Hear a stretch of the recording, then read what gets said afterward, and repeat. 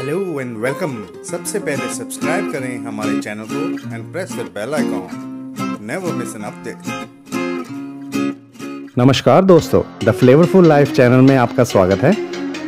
तो आज हम बनाने जा रहे हैं प्याज की चटनी। ये अनियन चटनी बनाने में एकदम आसान है और खाने में लाजवाब।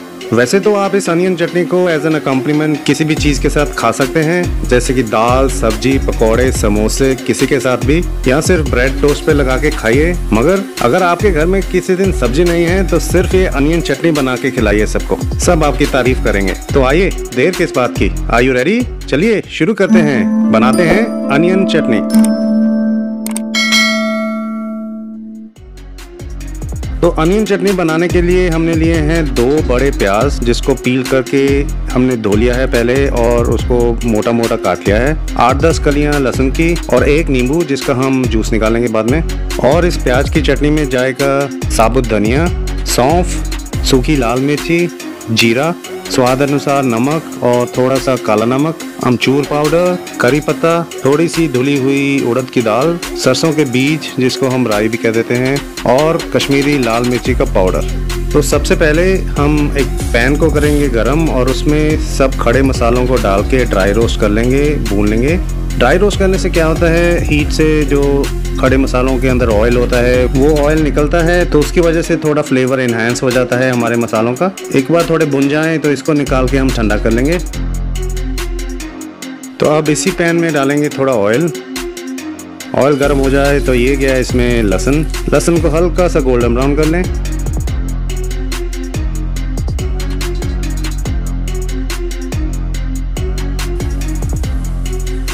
तो इसमें जाएंगे हमारे प्याज, थोड़ा भून लेंगे जब तक प्याज हमारे ट्रांसलूसेंट हो जाएं, हल्का सा पिंक कलर आ जाए उसमें, ज़्यादा नहीं भूनना है इसको।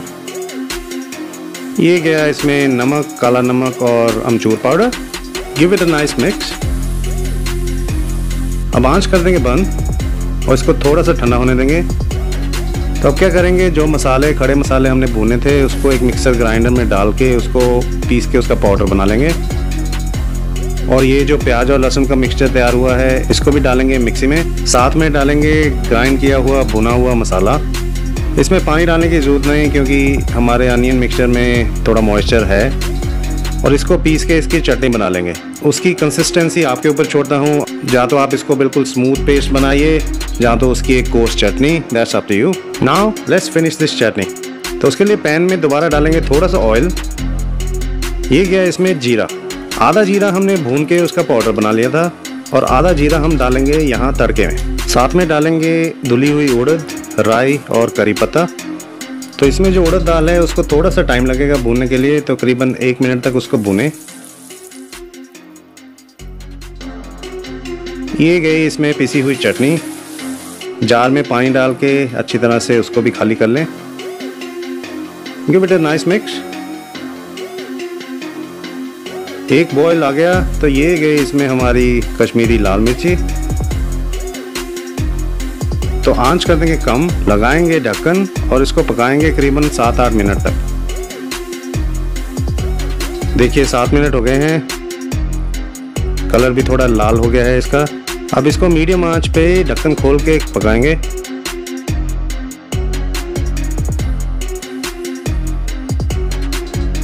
आंच कर देंगे बंद और इसको थोड़ा ठंडा कर लेंगे। ठंडा होने के बाद इसमें डालेंगे नींबू का रस। नींबू के रस को ज़्यादा गर्म नहीं करते क्योंकि वो कड़वा हो जाता है, तो थोड़ा सा ठंडा होने के बाद ही डालिए नींबू का रस। Give it one nice last mix. और ये लीजिए, आपकी लाजवाब, सब्जी से भी बढ़िया प्याज की चटनी हो गई है रेडी।